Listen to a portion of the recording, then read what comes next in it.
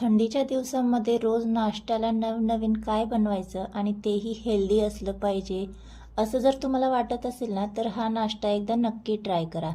तर करायचे काय, पॅनमध्ये 1 चमचाभर तेल गरम करून घ्यायचे आणि यामध्ये जिरे घालून घ्यायचे आहेत. जिरे जसे छान असे तडतडले की एक मीडियम आकाराचा कांदा जो बारीक असा चिरून घेतलेला आहे तो घालून घ्यायचा आहे. आवडीनुसार मिरच्या कट करून घेतल्यात त्या देखील यामध्ये घालून घ्यायच्यात. 2 मिनटं हे सगळं छान असं परतवून घ्यायचं आहे, म्हणजे कांदा जो आहे तो गोल्डन होईपर्यंत.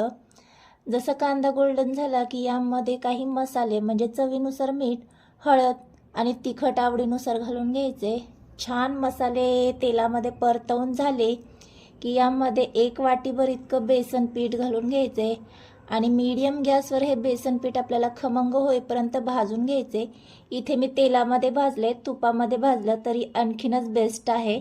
जसं बेसन आपलं छान भाजून झालं की पूर्णपणे थंड करून घ्यायचं आहे आणि आपल्याला हे बेसन पीठ आपल्या परातीमध्ये काढून घ्यायचे आणि यामध्येच अर्धी वाटी इतका बारीक रवा घालून घ्यायचा आहे. 1 वाटी इतकं गव्हाचं पीठ घालून घेते आणि 2 वाटी इतकं आपल्याला बाजरीचं पीठ यामध्ये घालून घ्यायचं आहे.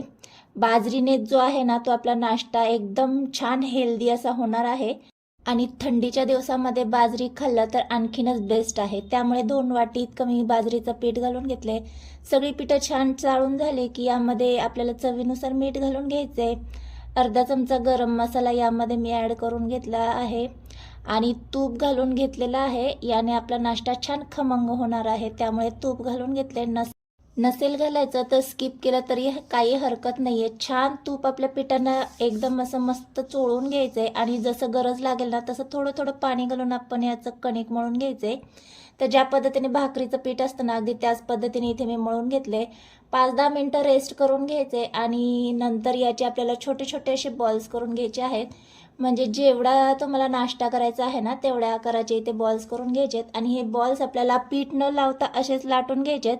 गरज वाटली तर इथे तुम्ही तेल लावून घेऊ शकता, पण इथे आपल्याला पीठ लावायचं नाही आहे. तर मस्त इथे पाहू शकता या पद्धतीने मी आपला पराठा लाटून घेतलेला आहे. थोडासा थिकच ठेवायचा आणि लगेच हा आपण आता शेकून घेऊया.